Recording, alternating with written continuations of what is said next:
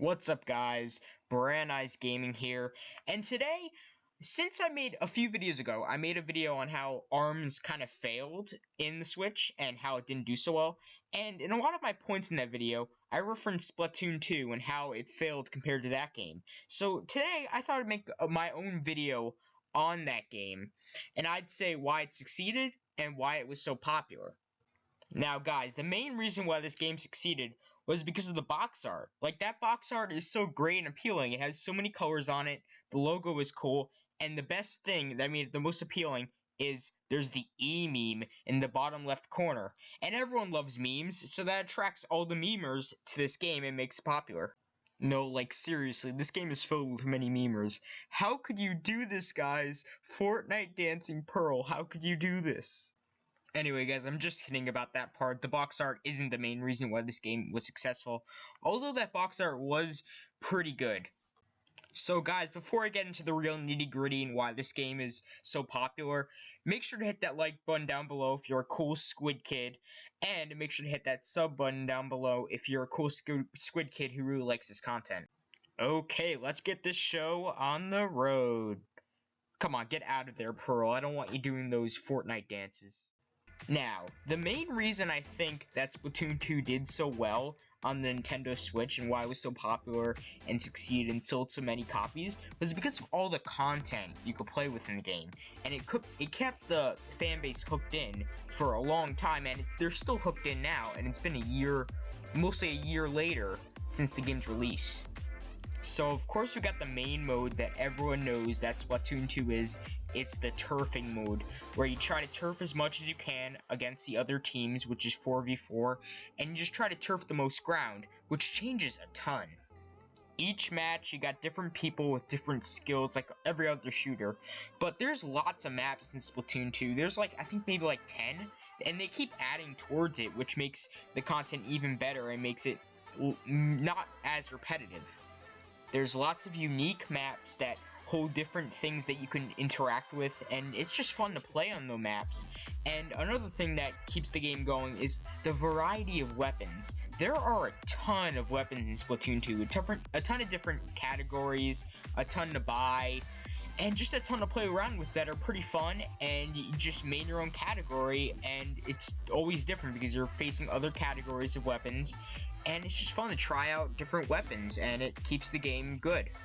Then, when you play these turf modes, you get experience mostly to increase your level, and increase your level gets you certain gear, certain weapons, which you unlock mostly when you get other levels, and coins that you can buy these weapons with, and I'll get into gear in a little bit. And it's just, it keeps you going with the game. You want to max out your level because you can go far in that game with level. You can go over to level 100, and then you go in prestige, and it keeps going forward, which keeps you going, and it keeps the game popular, it keeps people playing it. The community keeps going, and it just keeps going.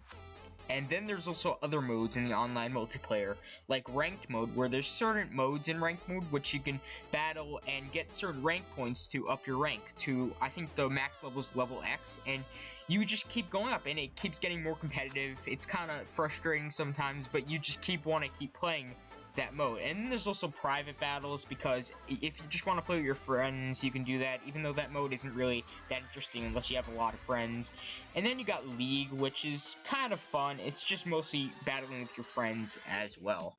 And now finally I'm gonna be talking about gear. Oh boy, gear is a big thing in this game. You get gear from leveling up, of course. You can buy it at the shops with your coins that you earn from playing the game, and you can customize your gear a ton. You get this little currency which you can trade with somebody to upgrade your gear with certain abilities that help you out in the matches. Like, if you want to jump higher, you can jump higher. If you want to go faster, you just got to get the ability on the gear, and then you go faster. And you can pick these certain abilities, and it keeps the game going, and it keeps you wanting to get more abilities to become better in the game. Then, there's also an online mode that is new to Splatoon 2, which is called Salmon Run. And in Salmon Run, you're squid, you're just inking little fish toads to get their little orbs, which you can use as currency. Not currency, but you can use it to get other gear and weapons for the single player. I mean, not the single player, the other multiplayer. And then you grab these big eggs, and you gotta put them in a container. and once you get a certain amount of eggs, you win the game, and you reach the quota, and then you get certain orbs, you win, you increase your rank. There's also a rank system in there, and you just keep increasing your rank, and it just keeps you coming back to that mode. And I gotta say, that mode is very fun. It changes up each time with different mobs, different bosses. There's a night mode, there's a day mode. It keeps changing up, and the game, it just keeps getting better. Too bad that mode closes after a certain time and it's only open for a limited time. Like, why'd you do this, Nintendo? There was no point in doing that. Splatoon 2 also introduces a couple more things, like different specials for your weapons. By the way, there are specials and sub-specials for each weapon, which changes the game even more up, so you can use more than one type of projectile or melee weapon in a certain weapon. And there's different types of categories of weapons now, and there's salmon run, as I explained before, and there's certain types of gameplay that is changed up a little bit, like you can roll around the ground. But I kind of do hope they change a bit more gameplay up in Splatoon 3, but it's not too big of an issue. And then, if there wasn't enough content already in this game, there's 2 single-player modes. One locked behind DLC, because of course they had to put DLC in the game, and one that you get right off the bat when you get the game. And I'll explain the one when you get the game first. Now, in the first single-player mode, it's in the game, and you got a little cool story, which I think is pretty nice. And then you get to explore a little hub world, which you can go to certain levels to do certain objectives, of course. You gotta save this little fish at the end of the level to complete the level. And in the hub world, it's so cool. You get to collect certain collectibles in the hub world. I always found that was pretty cool, and you get to go to each level. You gotta walk there yourself.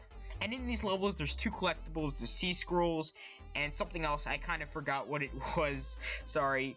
But it's pretty cool collecting all of those, and you gotta fight different enemies and collect orbs to upgrade your weapons, which is pretty cool. You get to choose different weapons for each stage.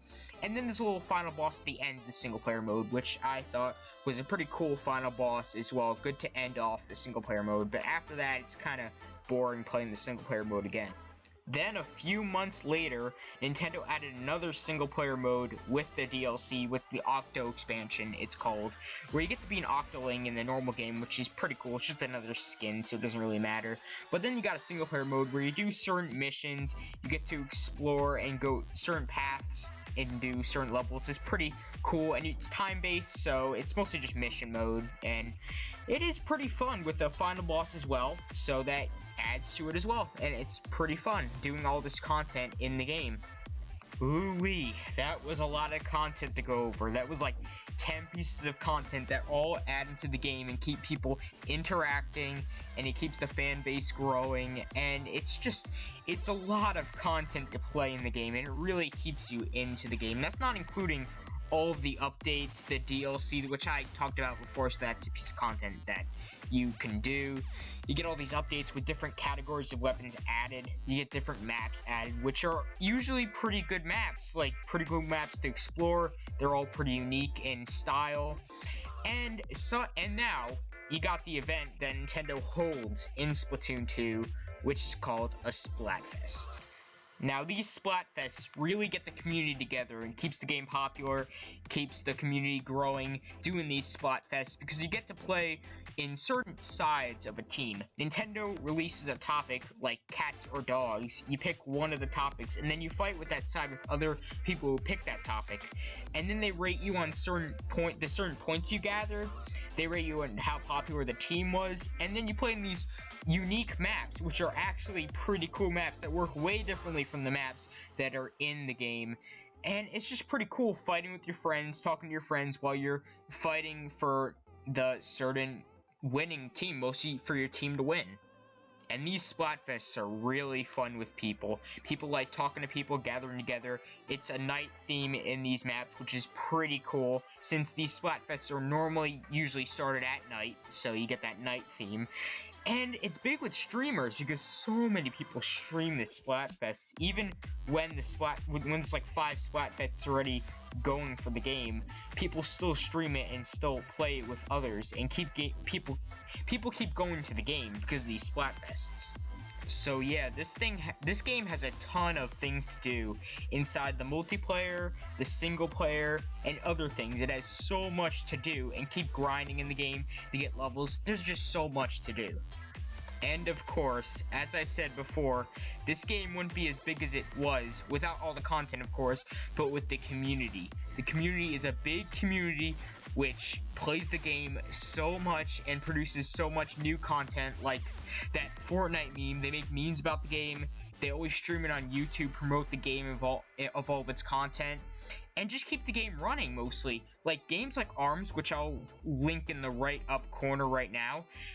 Games like that failed because they didn't have enough content to provide for the community, so the community isn't that big in the game, which mostly made it so other people didn't know about it. Like I got a couple comments with people who didn't even know the game existed. So yeah, that's what a community does. If the community doesn't like it, then it just doesn't get promoted too much and it doesn't get popular. The only real problem that this game has that the community hates and kind of divides the community, but not by much, is the internet that Nintendo holds. Oh geez, I made a whole video about that. If you want to look at the right top corner, again, I linked that video, and that video talked about how the online is just, it lags out. You lag out of games a lot, which kind of sucks. It has peer-to-peer internet, which is a whole another thing which I explained in that video, and it just makes it less fun, but it doesn't affect it too much. The internet problems mostly affect the game when it's at its highest, like Splatfest, when everyone's on the game. There's so many disconnects and lags, which takes away from the gameplay, so you can't even play the game to experience this content, and it's a bummer. So Nintendo really needs to fix this online up, and then I think the game will be mostly perfect. Now, people do say that this game has a lot of the content from the original game and doesn't really add much to it, and because of the system it was on, the Switch was so popular, so the game got popular off the Switch. You know, that would be the case, but there is some new content in Splatoon 2, which adds to it, and definitely makes the game a little bit better. Although, I can kind of agree with that, because you see games like Call of Duty that are in different systems, but they're kind of dying down because they don't really expand that much on the gameplay, and they keep releasing more and more games in like years, in like 1 year at a time, and it makes it so people don't want to buy the newer games. But with the content we do have right now and the fan base we do have right now for the game is definitely popular. Many people play it. The online kind of affects it, but not too much that it's game detrimental. And it's just a pretty fun game to play. It's definitely a popular game with the Switch fans. Most people who have a Switch have this game, and the main multiplayer game for the Switch is Splatoon 2. So that is why I think this game is very popular with people, is because of all the content, all the modes, all the fan base. It really adds up to it, and it makes it just a popular game to play on the Switch when you want to have some fun and are bored. So I hope you guys enjoyed this video of me talking about how I think Splatoon 2 is popular, and I gotta say, the content in the game is insane. There's so much content, and if you do want to see some of that content, then I'll put a Splatoon 2 video at the top right corner right now. And if you guys did enjoy this video, then make sure to hit that like button down below, and if you enjoy this type of content, then make sure to hit that subscribe button as well. So as this Woomy face says right here, I hope you enjoy your day, Squid Kids. See ya.